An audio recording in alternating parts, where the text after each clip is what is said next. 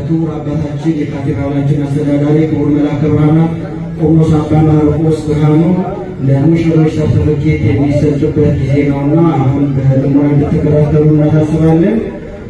ስማቸው ከዚህ በታች የተጠቀሰው ዲያቆን ነጋ ዋኬኔና ዶክተር ታሪክ ማመልኩ ባቻቸው በቤተ ክርስቲያን የፈጸሙ መሆኑን ይህንን የማረጋገጫ ሰርተፍኬት በክቡር አባታችን እየተሰጣቸው ይገኛል። እልል ብላችሁ እናመስግናችሁ።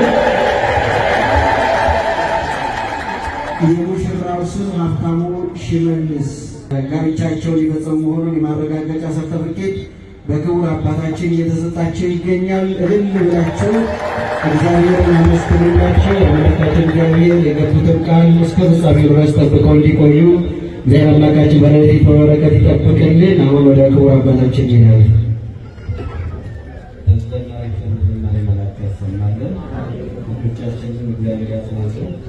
የዛሬ ደምቆላቸዋል ማለት ናቸው። እሳቸው ከአሜሪካ ነው የመጡት ዲያቆኑ ዘሚቀድሱ ሰራራቸው ከዛ ነው ለይለቱ ብለን እሳቸው ነበር ዛሬ የሚቀድሱት እና ስርዓት ካሜራማን አዘጋጅታችሁ ታሪክ ስለሆነ ማለት ነው። ልክ ቢሮ ላይ በስነ ስርዓትና በፕሮቶኮል ስነ ስርዓት ለእናንተ እንደዝምሮ ቻፈርሙ አይደለም። የክርስቲያን ስርዓቷ ይሄን ይመስላል።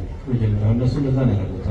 በፍጹም ለብሰው መጥተው በጋራ ሆነን ፎቶ ተነስተን ይሄ ታሪካዊ በዚህ ነው እና የሚጀምረው ብለው ሽማግሌዎቹ ባሉበት በሚገርም ሁኔታ እንዲሁም ሲፈራረሙ ስታዩ ሁለት ሀገራት የብድር በሚቻው ሲፈራረሙ ማለት ነው።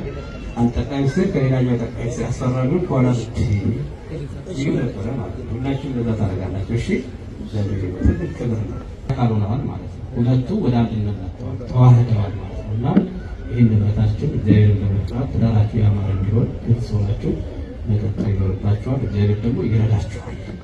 ስለዚህ በሶስት የተገመደ ገመድ አይበጠስም ተብሏል እና ሶስቱ ማን ናቸው? ሁለቱ አሉ፣ እግዚአብሔር ደግሞ በቃል ኪዳን ከእግዚአብሔር ጋር ተገምደዋል ማለት ነው።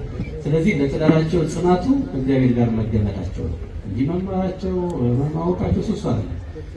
በእግዚአብሔር እቅፍ መሆናቸው ማለት የጥንካሬያቸው ምስጢር እግዚአብሔር ከነሱ ጋር መገመዱ ነው እና በዚህ በጣም ሊጠነክሩ ይገባል። ይሄ ሴሬሞኒው ብቻ አይደለም፣ ከዚህ ጀርባ ያለውን ትክክለኛው ላይፍ መኖር አለበት። አሁን ትክክለኛው አለገለ ሁለት አይነት ሰዎች እየሆኑ ነው።